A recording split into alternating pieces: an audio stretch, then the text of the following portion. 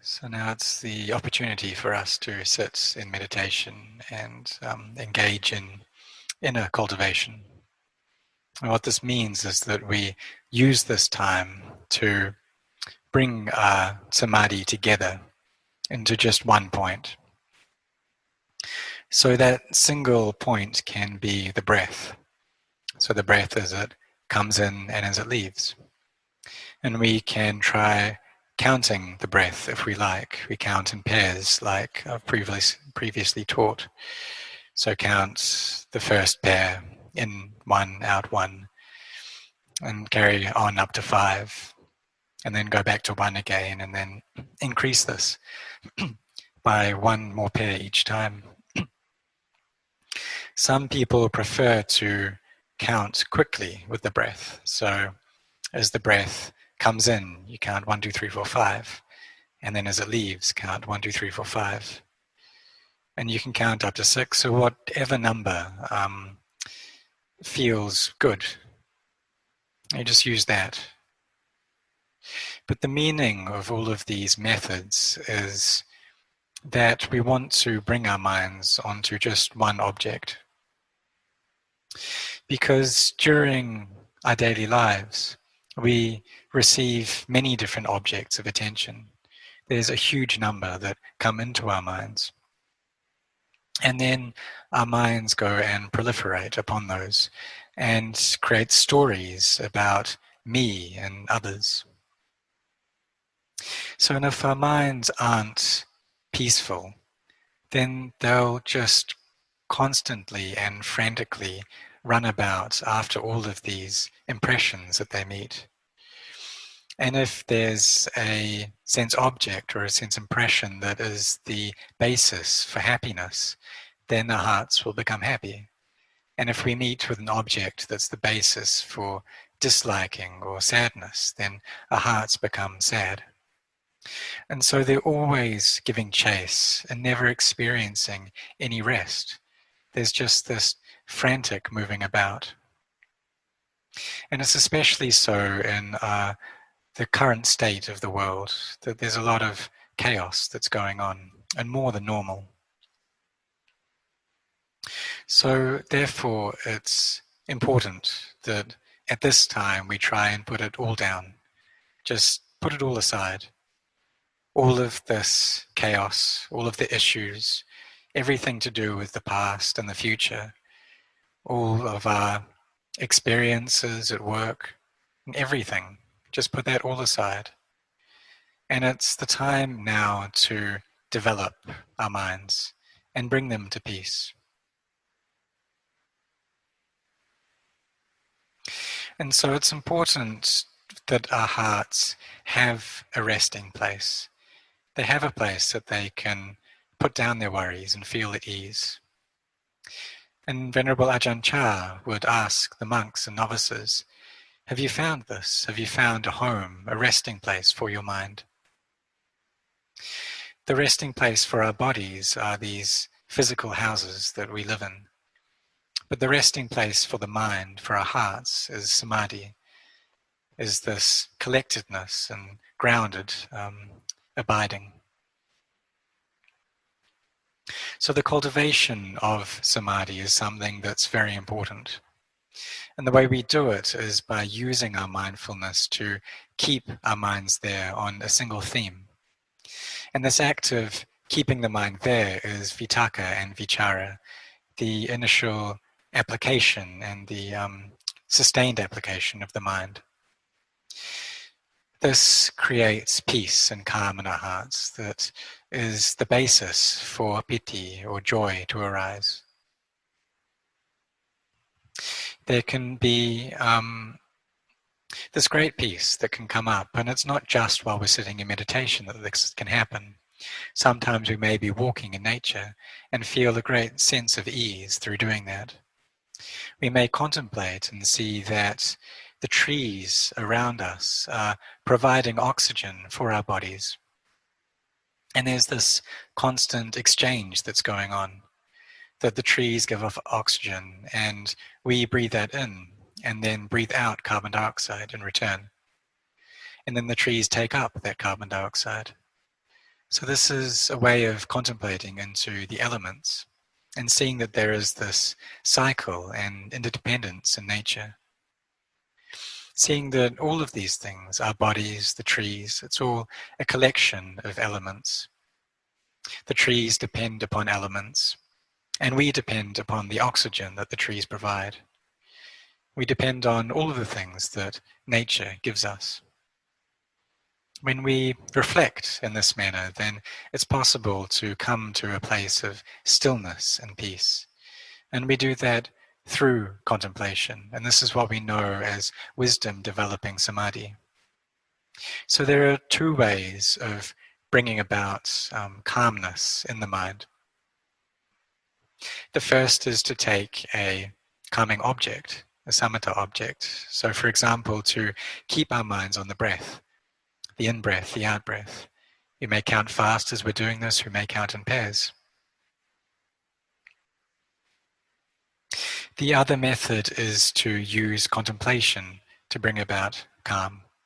So we may contemplate into the nature of the body and see that once these physical forms have been born, then they need to pass away.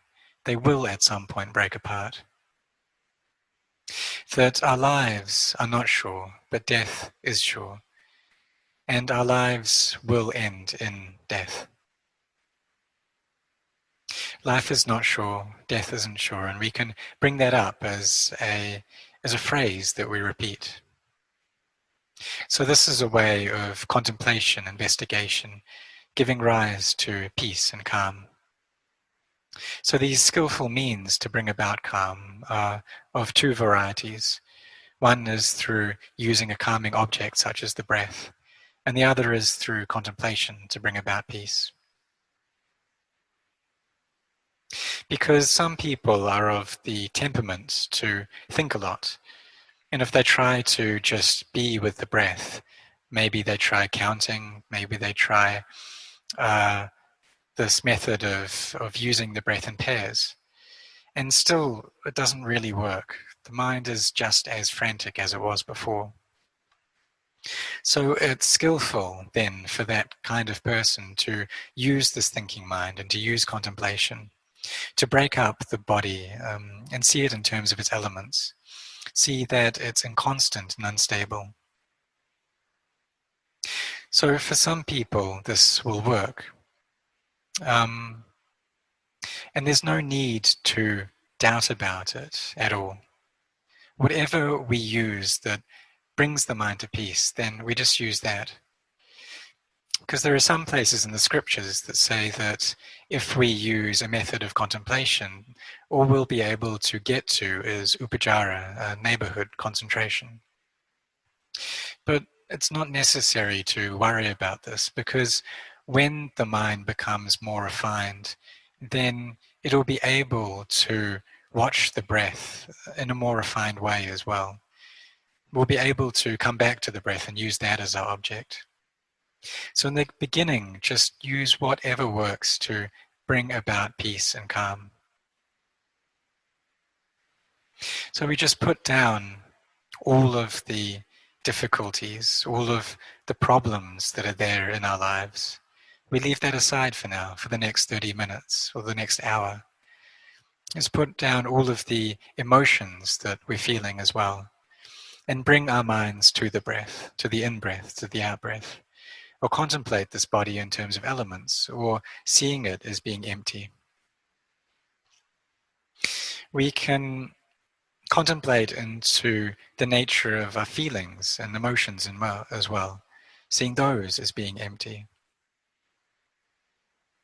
If we get a sense of this emptiness, then the mind becomes very quiet and still. And so this is an object of meditation that the Buddha taught, to place our minds and recollect emptiness. This is a means of developing and cultivating our hearts.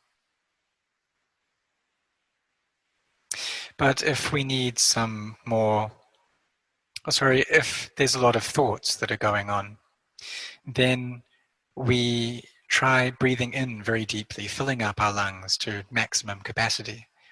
And then we breathe all of the air out. And do this 3 times. Once we've done that, then we bring our minds back to the former meditation object that we were using. So we can contemplate anew or go back to just the normal breath again. Another means of trying to lessen or stop thoughts is to press our tongue firmly against the palate of our mouths. And as we push it up like this, then the thoughts should calm down and eventually just stop altogether. So these are methods that we can try out from time to time.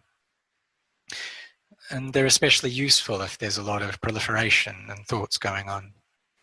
But as we carry on practicing, we carry on cultivating this, then our minds will calm down and they'll come into a very peaceful state.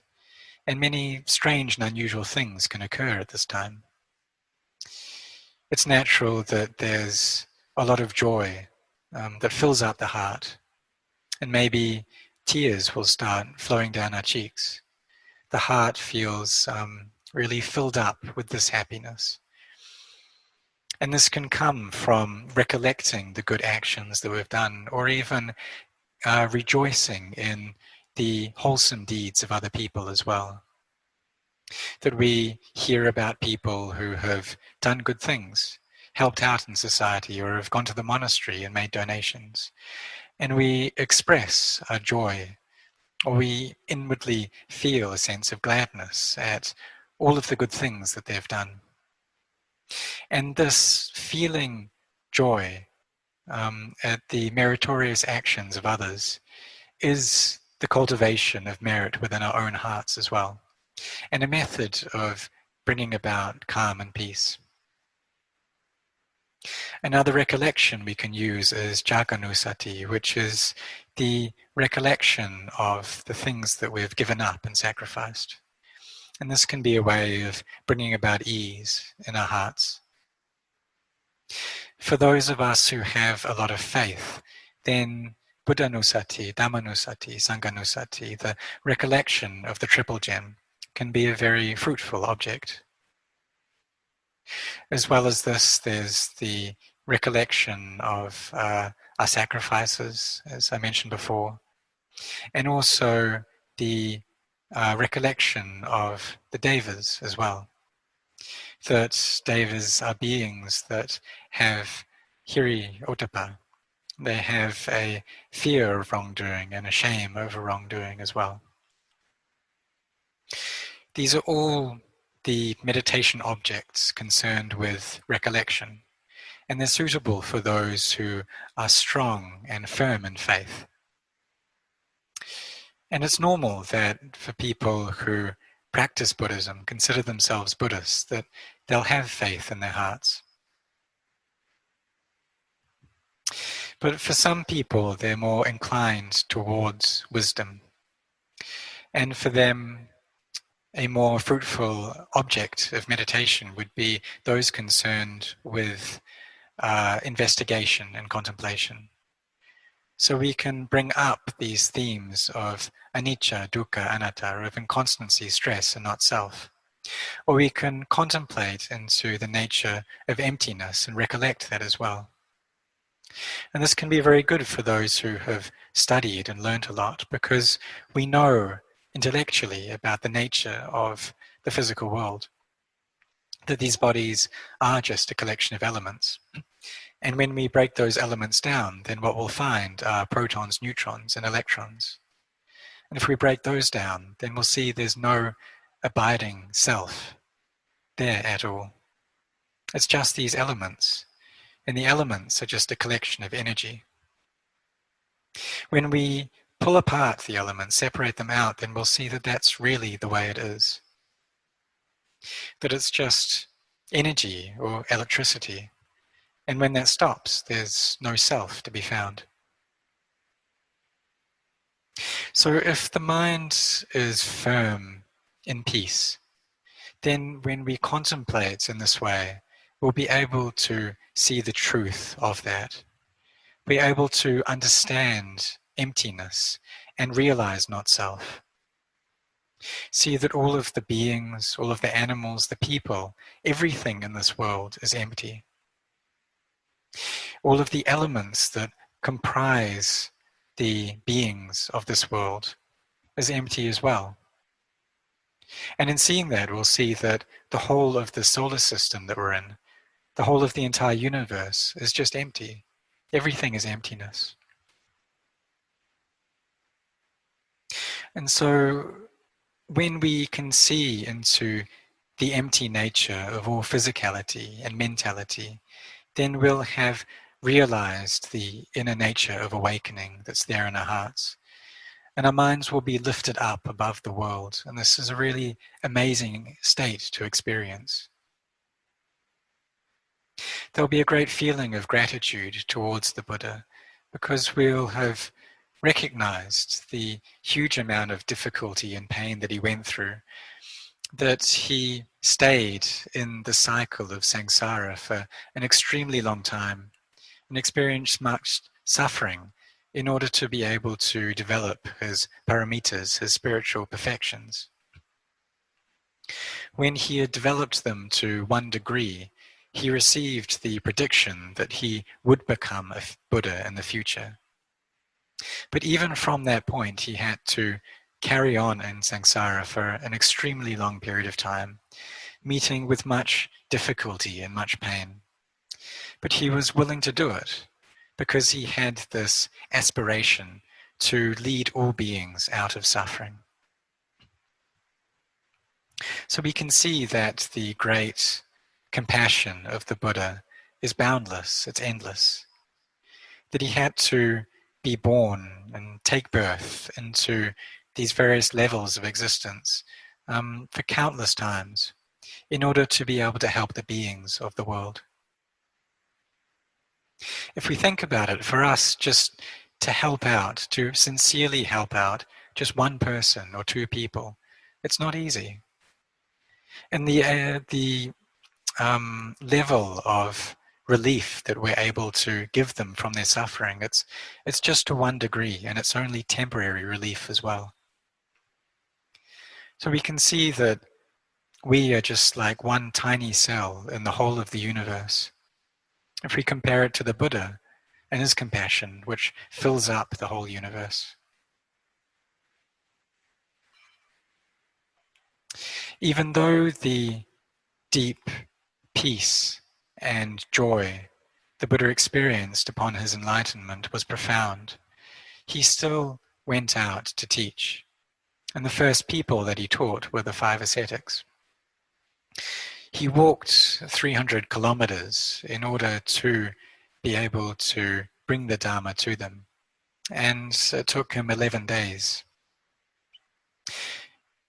And even though he had that kindness to do that, when he met these 5 ascetics, they tried to run away from him. They wouldn't receive him, and they wouldn't take care of him. And if it was us, if we went out of our way to help people like that, and they showed just a little bit of reluctance to receive our help, then already we'd feel disheartened, and we wouldn't want to go any further than that. We'd throw away our efforts. But the Buddha felt like he needed to teach them. He needed to relieve their suffering and show them the path that leads out of pain. And the reason he felt that deep desire was because he had made that aspiration a long time ago to build up his paramis and to take birth countless times in order to be able to help the beings. And so he developed his paramis, his paramitas, in order to relieve suffering. And the first people he was able to help were these 5 ascetics. And because of the parami that they themselves had built up, they could see and realize the Dhamma that he taught. After this, the compassion in the Buddha's heart led him to teach and spread the Dhamma for 45 more years. And it really wasn't difficult, it wasn't easy for him to have done that, but he was willing to go through that difficulty.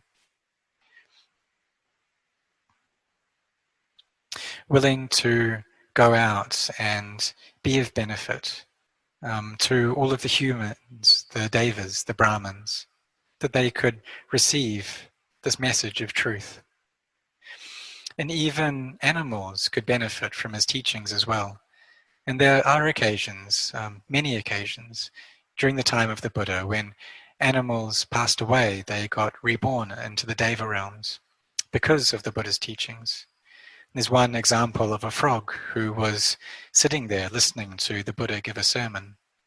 And that flow of the Dhamma imbued this frog's heart with joy. And someone happened to walk along and mindlessly squashed the frog with a walking stick. And the frog died right there. But because of that joy and listening to the Dhamma, the frog was able to be reborn in the Deva realms. So it was also animals that benefited from the Buddha's kindness and compassion as well. Even in his old age, when his body was quite tired and got very sick, he still went to teach. And in his last day, he walked, even though he had blood in his stool. And he was very ill. He still spent the whole day walking in order to teach one last person. And we can see that his compassion was great. And so for us as well, that we have been born in this time as a human, that we have the opportunity to receive the teachings of the Buddha. And this is a great opportunity. It's the best opportunity that anyone can get in this realm of samsara. That we can meet with the path that the Buddha laid out, this way that takes us to the end of suffering. So therefore, all of us, we should be sincere in following this path. And even though it may not be easy to walk it, still we carry on out of faith.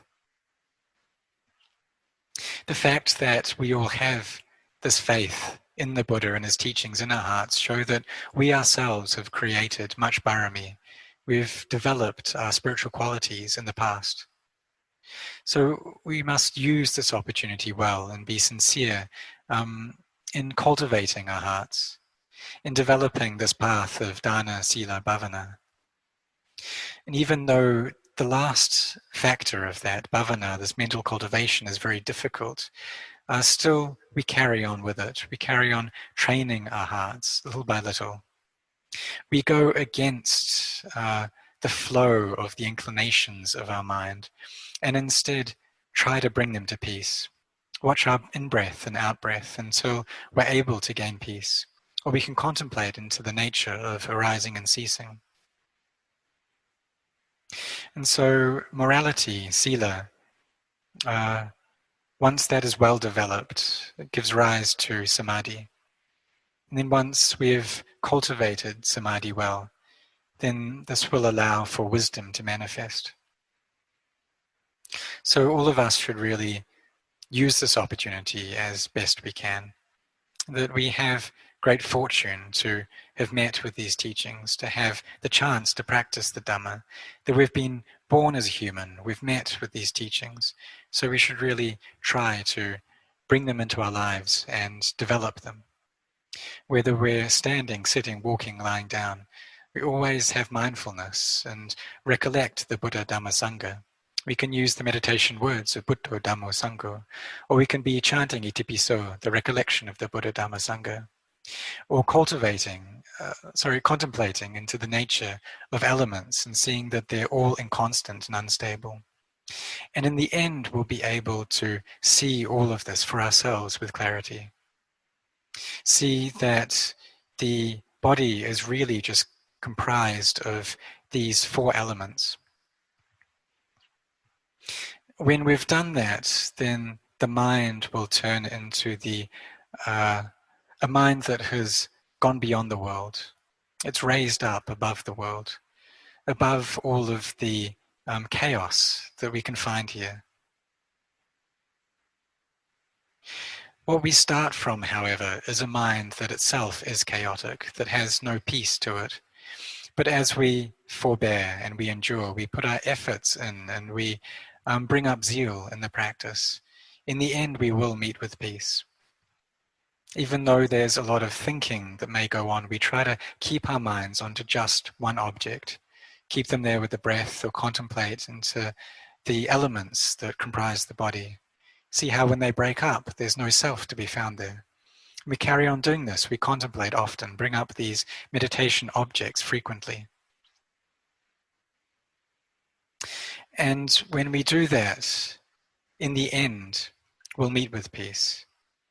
When we see the nature of all external and internal things, we really come to an understanding of what they're like, then the mind will become profoundly calm. So all of us try to train ourselves to cultivate and develop our minds. And it's coming up close to the Rains retreat now.